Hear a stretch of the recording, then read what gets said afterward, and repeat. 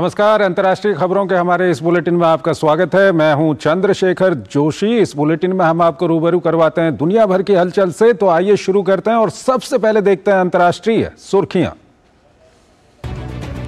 Canada राजनयिक विवाद पर भारत का बड़ा बयान। 41 अतिरिक्त कनाडाई राजनयिक को 10 अक्टूबर तक वापस बुलाने को कहा। विदेश मंत्रालय ने कहा दोनों देशों में राजनयिकों की संख्या में बराबरी जरूरी।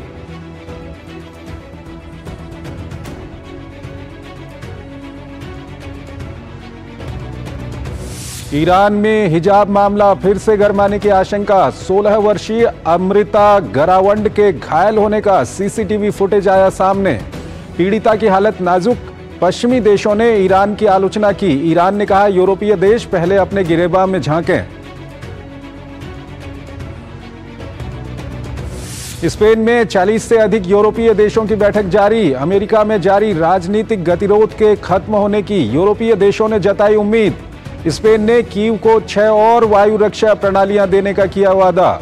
ज़ेलेंस्की ने कहा पुतिन को रोकने के लिए सहयोगी देशों की मदद जरूरी।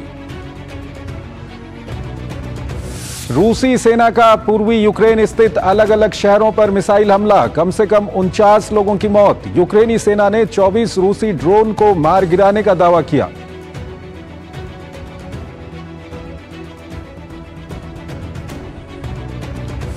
साहित्य में नोबेल पुरस्कार की हुई घोषणा। नॉर्वे के लेखक जॉन फॉसे को उनके नाटकों और गद्य के लिए मिला 2023 का नोबेल पुरस्कार। फॉसे ने 4 दशक में 2 दर्जन से ज्यादा नाटकों की रचना की।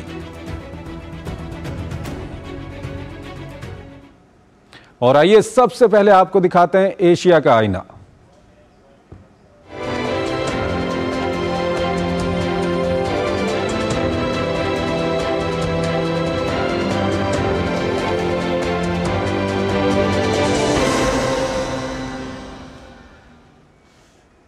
भारतीय विदेश मंत्रालय ने गुरुवार को साप्ताहिक प्रेस कॉन्फ्रेंस के दौरान भारत और कनाडा के बीच जारी राजनयिक तनाव को लेकर साफ शब्दों में कहा है कि भारत की तुलना में कनाडा के बहुत अधिक राजनयिक नई दिल्ली में हैं।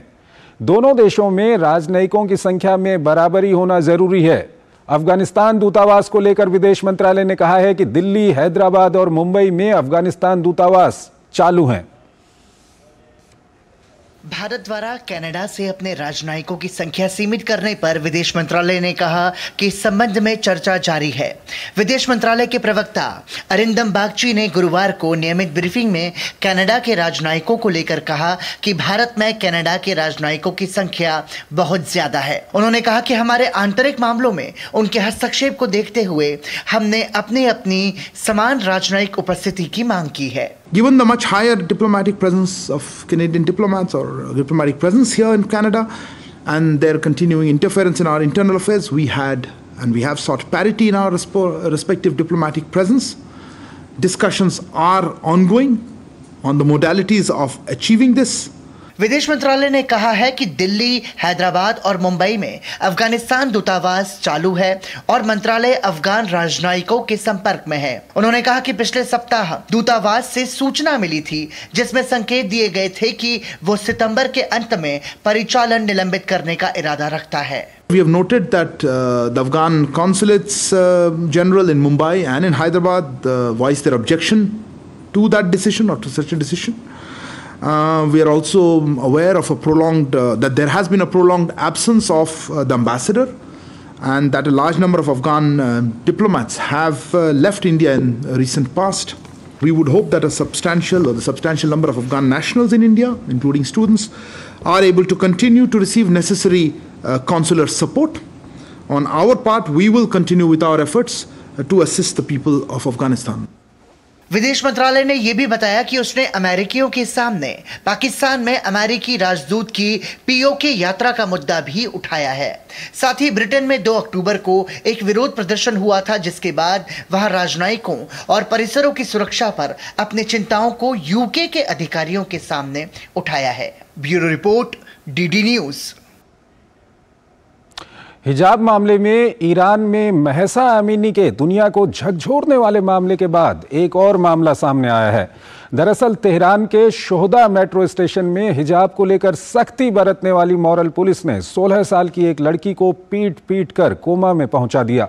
हालांकि पुलिस और मेट्रो अधिकारियों का कहना है कि ब्लड प्रेशर कम होने की वजह से लड़की ट्रेन में गिर गई, जिससे उसके सिर में गहरी चोट आ गई। करीब एक साल पहले दुनिया को झकझोर कर रख देने वाला महसा आमिनी का मामला अभी ठीक से ठंडा भी नहीं हुआ, तभी एक और हिजाब मामले ने तूल पकड़ लिया। हालांकि इस बार का मामला थोड़ा अलग है। मामला तेहरान स्थित शोहदा मेट्रो स्टेशन का है। मीडिया रिपोर्ट्स में कहा जा रहा है कि हिजाब को लेकर सख्ती बरतने वाली मोरल पुलिस ने 16 साल की एक लड़की को पीट कर कोमा में पहुंचा दिया। लड़की की हालत नाजुक बनी हुई है, जिसका इलाज स्थानीय अस्पताल में किया जा रहा है। खबरों के मुताबिक लड़की का नाम अमिता गारावांड है, जिसे कथित तौर पर मोरल पुलिस ने बुरी तरह पीटा। अमिता की पिटाई की खबरें आग की तरह फैली। हालात काबू से बाहर न हो जाएं, प्रशासन ने घटना का सीसीटीवी फुटेज निकालकर जांच शुरू कर दी। फुटेज में कुछ लड़कियां अमिता को बेहोशी की हालत में ट्रेन से बाहर निकालती हुई दिख रही हैं। मानवाधिकार समूह हेनगांव का कहना है कि अमिता का ये हाल मोरालिटी पुलिस ने किया है, जबकि पुलिस और मेट्रो अधिकारियों का कहना है कि ब्लड प्रेशर कम होने की वजह से लड़की ट्रेन में गिर गई, जिससे उसके सिर में गहरी चोट आ गई। जिन वीडियो की समीक्षा की गई है उनके अनुसार वह अपना संतुलन खो देती है, शायद दबाव कम होने के कारण, और ट्रेन के प्रवेश द्वार पर ही गिर जाती है। उसका आधा हिस्सा शरीर ट्रेन के अंदर और आधा शरीर ट्रेन के बाहर है। उसे ट्रेन से बाहर निकाला जाता है और अन्य यात्रियों के साथ उन्हीं के 2 दोस्त द्वारा प्लेटफॉर्म पर लाया जाता है। लेकिन मानवाधिकार संगठन ने पुलिस की थ्योरी पर सवाल उठाते हुए सीसीटीवी फुटेज से छेड़छाड़ करने की आशंका जताई है। मानवाधिकार समूह हेनगांव के मुताबिक फुटेज में ट्रेन में घुसते समय अमिता ने हिजाब नहीं पहना था। इस वजह से मोरालिटी पुलिस ने उसे धक्का दे दिया। धक्के की वजह से अमिता का सिर ट्रेन में लगे लोहे के पोल से टकरा गया। मानवाधिकार समूह के दावे के मुताबिक पुलिस की पिटाई के बाद मामले को दबाने के लिए हाई सिक्योरिटी में अमिता का इलाज कराया जा रहा है, जहां मौजूद उसके परिजनों के फोन तक जब्त कर लिए गए। सूत्रों के मुताबिक मामले की छानबीन करने वाले पत्रकारों को भी अमिता से मिलने नहीं दिया जा रहा है। वहीं इस पूरे मामले को कवर करने पहुंची लोकल मीडिया की पत्रकार को हिरासत में ले लिया गया। हेनगांव के दावे के मुताबिक सुरक्षा बलों ने पीड़िता की मां को भी हिरासत में ले लिया है। हालांकि इससे पहले अमिता की मां सरकारी एजेंसियों पर आरोप लगाने से बचती दिख रही थी। मैंने सबवे की तस्वीरें देखी हैं, इसलिए मुझे नहीं लगता कि लोग जो कहते हैं वह सही है। मैंने सीसीटीवी की फुटेज भी देखी है, वह कैसे गिरी और कैसे उसके दोस्तों ने उसे बाहर खींच लिया। मैं बस उन लोगों की सराहना करती हूँ जो मेरे बच्चे के स्वास्थ्य के लिए प्रार्थना कर रहे हैं। इस बीच ईरान की घटना पर अंतर्राष्ट्रीय समुदाय ने चिंता जताई है। जर्मनी और अमेरिका की घटना की आलोचना करते हुए ईरानी प्रशासन पर सवाल उठाए, जबकि ईरानी विदेश मंत्रालय ने पश्चिमी देशों को अपने गिरेबान में झांकने की सलाह दी है। अमिता के साथ हुई घटना ने ईरानी जनता और अंतर्राष्ट्रीय समुदाय के जेहन में 1 साल पुरानी घटना की याद ताजा कर दी, जिसमें महसा आमिनी की मौत के बाद ईरान में हालिया वर्षों के सबसे बड़े प्रदर्शन देखे गए थे। मानवाधिकार संगठनों का दावा है कि इन प्रदर्शनों को ईरानी सरकार द्वारा कुचले जाने के दौरान दर्जनों लोगों को जान से हाथ धोना पड़ा। हालांकि ईरान अंतर्राष्ट्रीय समुदाय के आरोप को खारिज करता रहा है। अगली खबर ताइवान से है। ताइवान में तूफान कोइनू ने भीषण तबाही मचाई है। अभी तक मिली जानकारी के अनुसार तूफान में एक व्यक्ति की मौत हो गई है और 300 से ज्यादा घायल हो गए हैं। खतरे को देखते हुए ताइवान सरकार ने पहले ही उड़ानें रद्द कर दी थीं और स्कूल कॉलेज बंद कर दिए थे। ताइवान में आया कोइनू तूफान अपने पीछे तबाही का मंजर छोड़कर गया है। तूफान के चलते एक व्यक्ति की मौत हो गई और 300 से अधिक लोग घायल हो गए। दक्षिणी ताइवान में भीषण हवाओं के साथ भारी बारिश ने कहर मचाया। तूफान कोइनू ताइवान के सुदूर दक्षिणी छोर से होकर गुजरा। कोइनू ने ताइवान के हेंगचुन प्रायद्वीप पर लैंडफॉल किया। ये श्रेणी 4 का तूफान था। तूफान के दौरान ताइवान में 95 मीटर प्रति सेकंड रफ्तार की हवाएं रिकॉर्ड की गई। खतरे को देखते हुए ताइवान सरकार ने पहले ही उड़ानें रद्द कर दी थीं और स्कूल कॉलेज बंद कर दिए थे। रात 11 बजे बिजली चली गई थी। आज भी हम बिजली ठीक होने का इंतजार कर रहे हैं। अभी पेड़ गिरे हुए हैं और टहनियाँ बिखरी हुई हैं। अगर बारिश तेज होगी तो भूस्खलन होने के आसार हैं। फिलहाल हम तेज हवाओं का सामना कर रहे हैं। कोइनू का जापानी में अर्थ होता है छोटा कुत्ता या पिल्ला। हालांकि नाम के उलट कोइनू का रूप विकराल था। तूफान का असर ताइवान के साथ साथ फिलीपींस के कुछ इलाकों में भी हुआ। चीन की राष्ट्रीय ऑब्जर्वेटरी ने कोइनू के चलते येलो अलर्ट लगा दिया था। तूफान ने ताइवान के दक्षिणी सिरे को अपनी चपेट में लिया, जिससे सड़कों पर लगे कई बिलबोर्ड्स क्षतिग्रस्त हो गए और सड़कें मलबे से पट गईं। होर्डिंग गिरने से कई पैदल यात्रियों को चोटें आई हैं और कई वाहन भी दुर्घटनाग्रस्त हुए हैं। हिंगचुन प्रायद्वीप में हम अक्सर टाइफून की चपेट में आ जाते हैं, लेकिन ये टाइफून बहुत बड़ा था और ये लंबे समय तक चला। 6 या 7 घंटे लगातार तेज हवाओं के साथ हम घबराए हुए थे। हम 26 सितंबर को यहाँ पहुँचे थे। पहुँचने से पहले हमने सुना था कि ताइवान में एक तूफान आएगा और हमने सोचा था कि हम इससे बच जाएंगे। हम थोड़ा डरे हुए थे क्योंकि कल रात हमें तेज हवाओं और चीज़ों के खनकने की आवाज़ सुनाई दे रही थी। हमें डर था कि छत उड़ जाएगी। सभी खाद्य ट्रक जो घर के अंदर पार्क नहीं किए गए थे क्षतिग्रस्त हो गए हैं। मैंने अपना सामान घर के अंदर रख दिया था। मैंने कैंटीन की मुख्य सड़कों को इतनी बुरी हालत में कभी नहीं देखा। मैं यहाँ 17 वर्षों से हूँ और यह पहली बार है जब मुझे यह अनुभव हुआ है। कोइनू ताइवान का इस साल का 14वां तूफान था। ताइवान के ऑर्किड द्वीप पर मौसम ट्रैकिंग स्टेशन ने 126 वर्षों में सबसे तेज हवाएं दर्ज की। प्रशासन, स्थानीय निवासियों और व्यापारियों ने तूफान के बाद फैले मलबे को साफ करने का काम शुरू कर दिया है। ताइतुंग शहर में गिरे हुए पेड़ों को हटाने और बिजली लाइनों की मरम्मत का काम जारी है। जापान ने फुकुशिमा न्यूक्लियर प्लांट से रेडियो एक्टिव जल के दूसरे बैच को प्रशांत महासागर में छोड़ने की प्रक्रिया शुरू कर दी है। जापान के इस कदम पर चीन और रूस से विरोध के स्वर तेज हो रहे हैं। चीन ने जापान से सभी जलीय आयात पर पूरी तरह से रोक लगा दी है। वहीं हांगकांग में जापान के महावाणिज्य दूतावास के बाहर एक छोटे समूह ने पानी छोड़े जाने का विरोध किया। वहीं रूस का कहना है कि मॉस्को और बीजिंग के अनुरोध के बाद भी पानी छोड़े जाने की पूरी जानकारी नहीं दी गई। बता दें कि 2011 में जापान में एक शक्तिशाली भूकंप के बाद सुनामी आई थी, जिसमें करीब 18,000 लोगों की मौत हुई थी। इसके बाद परमाणु ईंधन ज्यादा गर्म हो गया और 3 कोर पिघल गए थे। कई मिलियन क्यूबिक मीटर पानी एकत्र कर क्षतिग्रस्त रिएक्टरों को ठंडा रखा गया, लेकिन अब यह पानी भूजल और बारिश के साथ मिलकर दूषित हो गया है। ये पानी 2024 तक 4 चरणों में छोड़ा जाएगा। जापान का कहना है कि ट्रिटियम को छोड़कर अधिकांश रेडियो तत्वों को पानी से हटा दिया गया है। एक छोटा सा ब्रेक। शुरू करो, डालो बुनियाद, घर महल नजर आएगा। वंडर लाइए, वंडर अपनाइए, फर्क नजर आएगा। वंडर सीमेंट, फर्क नजर आएगा। वाह भैया, तारी तो घनी धाकड़ पहचान से। अरे वाह मयंक, तारी तो धाकड़ पहचान हो रखी से। आजकल तो बड़े धाकड़ों से घनी पहचान हो रही हमारे मोहल्ले वालों की। सही कहे। मारी भी लग जाती सरकारी नौकरी अगर लोगों की तरह किसी धाकड़ आदमी से हमारी जान पहचान होती। हाँ भाई, धाकड़ से पहचाने में। भाई कौन है यो धाकड़? ताऊ या मामा? अरे न ताऊ न मामा, धाकड़ है मोदी जी और मनोहर लाल जी। उन्होंने बिना खर्ची पर्ची के मेरिट पर भर्ती कराई। तेरी और तेरे दोनों साथियों की भी लग सकती है अगर मेरिट हो। अब हरियाणा में खर्ची और पर्ची का झंझट हुआ खत्म। सरकारी नौकरी में भर्ती की प्रक्रिया को आसान बनाया। हरियाणा में अब मेरिट पर मिलती है हर नौकरी। मेरिट पर 1,10,000 भर्तियां हुई और 60,000 नौकरियों में भर्ती का काम है जारी।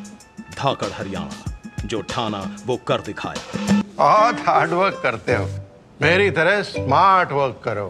क्यों?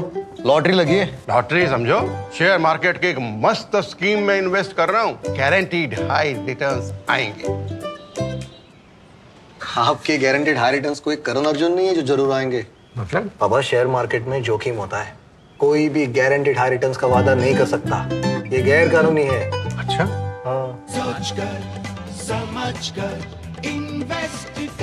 शुरू करो, डालो बुनियाद, घर महल नजर आएगा, वंडर लाइए, वंडर अपनाइए, फर्क नजर आएगा। वंडर सीमेंट, फर्क नजर आएगा। स्वागत है आपका ब्रेक के बाद और आइए अब आपको लिए चलते हैं यूरोप की ओर।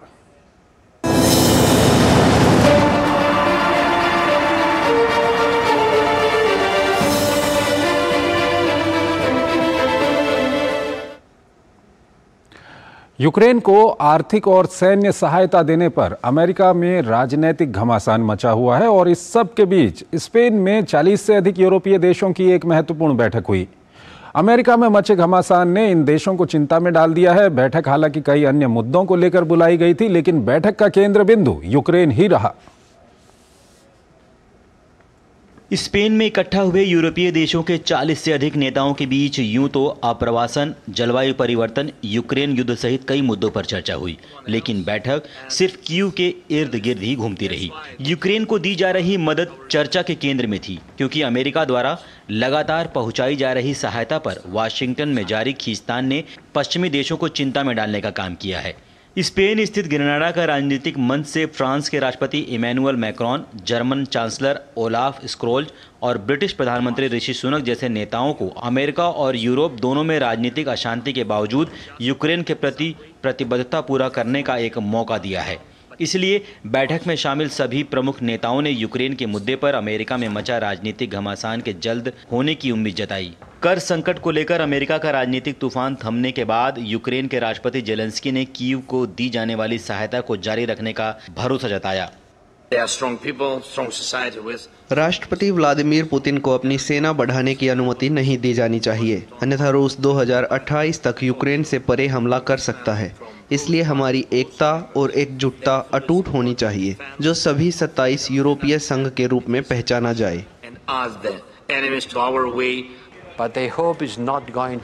यह निश्चित रूप से अपेक्षित नहीं था, लेकिन मुझे उम्मीद है कि यह अमेरिका के लिए अंतिम स्थिति नहीं होगी। यूक्रेन को यूरोपीय संघ के समर्थन की आवश्यकता है, जिसे निश्चित ही अमेरिका के साथ मिलकर पूरा किया जाएगा। यूरोपीय संघ में हम 2024 से 2027 तक यूक्रेन के लिए 50 बिलियन यूरो के पैकेज पर काम कर रहे हैं। ये बहुत महत्वपूर्ण है, क्योंकि यूक्रेन को प्रत्यक्ष बजट समर्थन में पूर्वानुमान और विश्वसनीयता की आवश्यकता है। मैं संयुक्त राज्य अमेरिका से यूक्रेन के लिए समर्थन को लेकर बहुत आश्वस्त हूँ।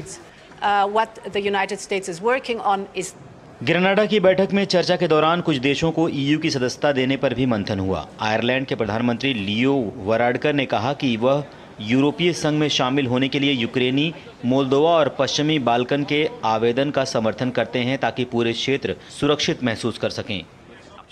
मैं यूरोपीय संघ के लिए यूक्रेनी सदस्यता का प्रबल समर्थक हूं, और न केवल यूक्रेन बल्कि पश्चिमी बाल्कन और मोल्दोवा का भी। और यदि आप चीज़ों को देखते हैं तो इसमें व्यापक और दीर्घकालिक दृष्टिकोण अपनाना होता है। ऐसे में विस्तार हमेशा अच्छे के लिए होता है।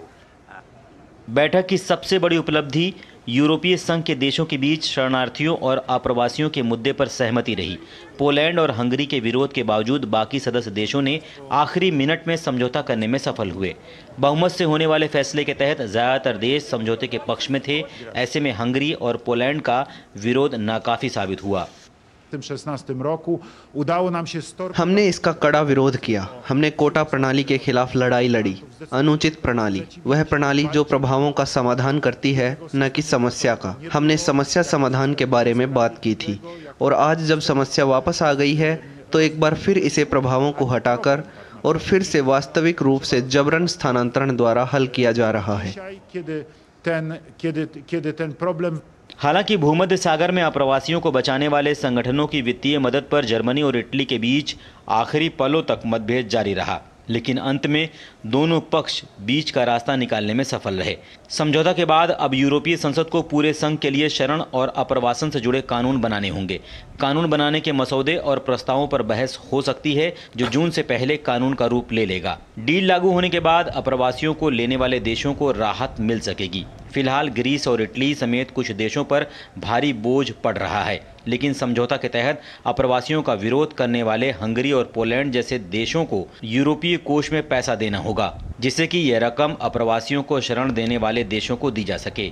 ईयू के सदस्य देश इस बात पर भी सहमत हुए हैं कि शरण के आवेदनों पर तेजी से कार्रवाई की जाए। अगर ऐसा हुआ तो जिन लोगों का आवेदन खारिज होगा उन्हें उनके देश वापस भेजने की प्रक्रिया भी तेज होगी। गुरुवार तड़के एक बार फिर रूसी राष्ट्रपति पुतिन की मिसाइल यूक्रेन के कई इलाकों पर काल बनकर बरसी। न सिर्फ मिसाइल बल्कि कई ड्रोनों ने भी यूक्रेन के कई शहरों को अपने निशाने पर लिया। हमले में 6 साल के मासूम सहित कम से कम 49 लोग मारे गए। खार्किव क्षेत्र के गवर्नर ने कहा कि खार्किव के कुपियांस्क जिले में एक कैफे और एक दुकान को निशाना बनाया गया, जहां हमले के वक्त काफी भीड़ थी। हालांकि यूक्रेन की वायुसेना के मुताबिक उसने 29 ईरानी निर्मित ड्रोन में से 24 को नाकाम कर दिया। दरअसल रूसी सैनिकों का यह हमला ऐसे वक्त में हुआ है जब यूक्रेन के राष्ट्रपति यूरोपीय नेताओं के शिखर सम्मेलन में पश्चिमी सहयोगियों का समर्थन जुटाने के लिए स्पेन के दौरे पर हैं। साहित्य के लिए नोबेल पुरस्कार की घोषणा कर दी गई है। इस बार इस पुरस्कार के लिए साहित्यकार जॉन फॉसे को चुना गया है। फॉसे साहित्य का नोबेल पुरस्कार जीतने वाले नॉर्वे के चौथे साहित्यकार हैं। हालांकि 1928 के बाद ये उपलब्धि हासिल करने वाले वो नॉर्वे के पहले शख्स हैं।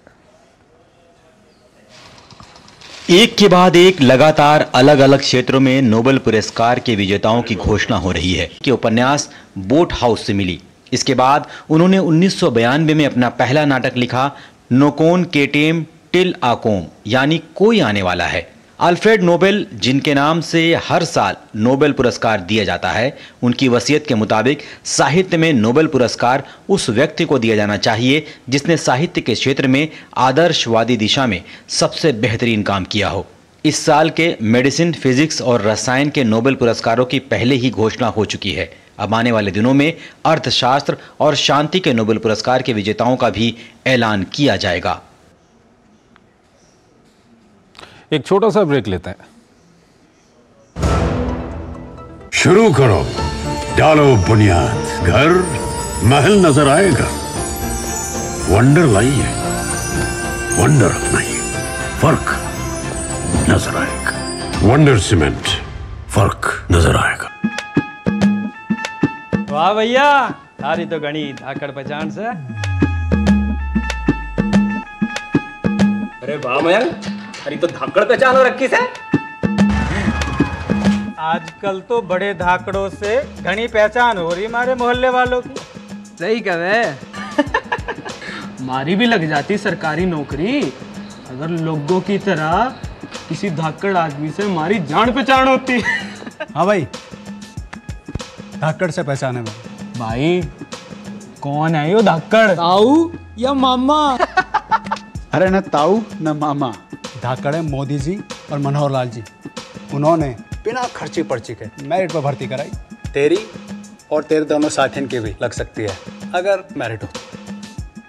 अब हरियाणा में खर्ची और पर्ची का झंझट हुआ खत्म। सरकारी नौकरी में भर्ती की प्रक्रिया को आसान बनाया। हरियाणा में अब मेरिट पर मिलती है हर नौकरी। मेरिट पर 1,10,000 भर्तियां हुई और 60,000 नौकरियों में भर्ती का काम है जारी। धाकड़ हरियाणा, जो ठाना वो कर दिखाया। स्वागत है आपका ब्रेक के बाद और आइए अब देखते हैं अफ्रीका नामा।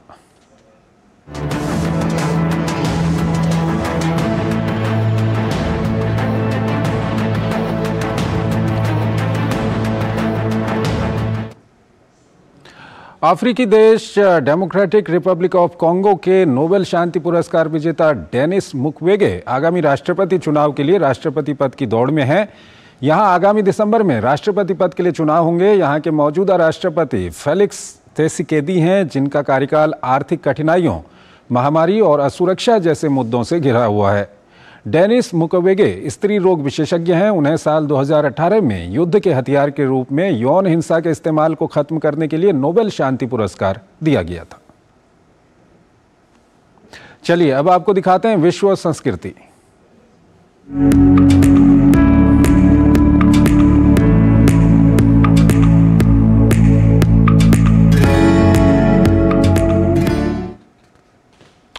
स्पेन के बिलाबाओ में पाब्लो पिकासो की पेंटिंग्स की प्रदर्शनी लगी हुई है। विभिन्न सामाजिक और मानवीय पहलों पर पिकासो की बनी पेंटिंग्स को देखकर दर्शक भी मंत्रमुग्ध हैं।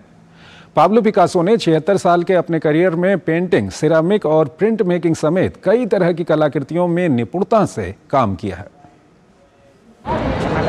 बिलबाओ के गुगेनहाइम संग्रहालय में आने वाले पर्यटक उस वक्त चौंक गए जब उन्होंने यहाँ 20वीं सदी के मशहूर कलाकार पाब्लो पिकासो की कलाकृतियों की प्रदर्शनी देखी। गुगेनहाइम स्पेन के बिलबाओ में स्थित एक मशहूर म्यूजियम है।